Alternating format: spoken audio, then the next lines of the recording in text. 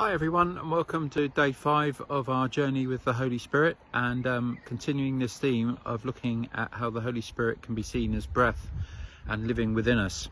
And today we're going to be looking at one of the most powerful of all the images of the Holy Spirit, which is from Ezekiel's writings and prophecies in chapter 37, the image of the dry bones coming to life. It may be an image you've heard of before. If not, have a look at it and see how inspirational and vivid it is, of these dry bones in a desert coming to life. And it speaks into the wider prophecy and writings of Ezekiel, because that helps to make sense of what actually is going on here. The original prophecy was set at a time where Israel had gone into exile after being overtaken by the people of Babylon. And it left the country in tatters, and Ezekiel, along with many others, were taken off into exile. And it's in exile that Ezekiel begins having these visions and prophecies. And perhaps the kernel of the whole of the journey and what God is intending through this is found in Ezekiel chapter 11, so much earlier than our text for today, because it's there that God says to Ezekiel, I'm going to take from my people hearts of stone and give them hearts of flesh.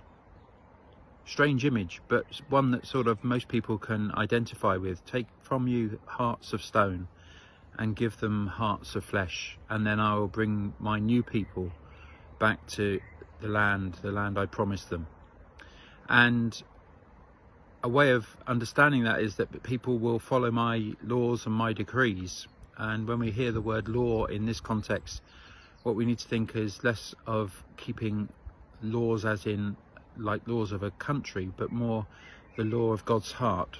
What is on God's heart? Well, those simple 2 commandments that Jesus gave us: to love the Lord your God with all your heart, with all your soul, with all your mind, with all your strength, and love your neighbour as yourself. This is what it means to move from a heart of stone and defence and hardness of heart to a heart of compassion and of love.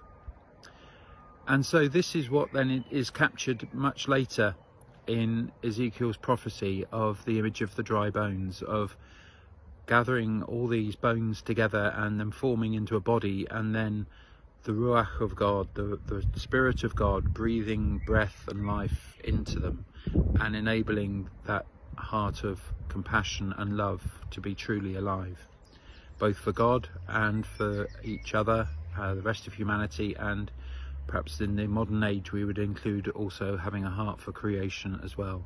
So this starts to help us to see the work of the Spirit deep within us.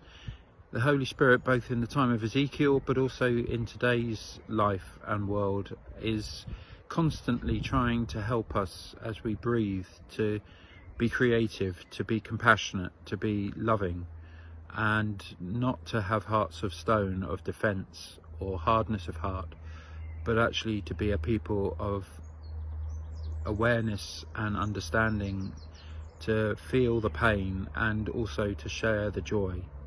And I suppose you could say that's part of what's happened in various ways, perhaps at the very best of all the outpouring of compassion in these events of Black Lives Matter, out of something so tragic and so sorrowful and so shocking. There have been incredible good things that have come out of it. People have tried to build bridges between communities, tried to say that things need to change, that we need to have a compassion that is for all people, not just for my particular ethnic group or Christian group or whatever. Actually, it should be a compassion for all people.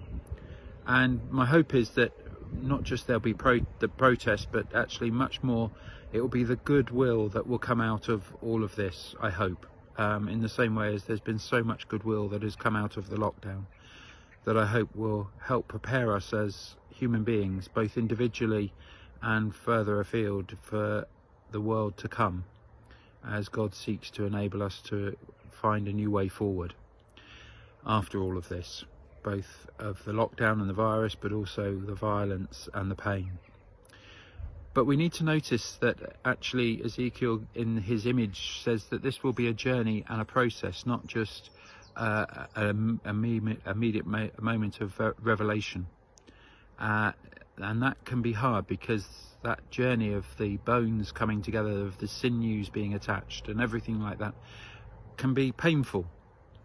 And it's only at the end that God says, breathe into these bones, these dry bones, the breath of Ruach. And sometimes we can want everything in the immediate, and it's going to be a long journey, but a journey with many painful moments, perhaps, as we seek to reshape both as a church and as individuals and as a society, but as a journey that God's Holy Spirit is part of. And may many blessings come from it. Have a good rest of the day. God bless. Bye for now.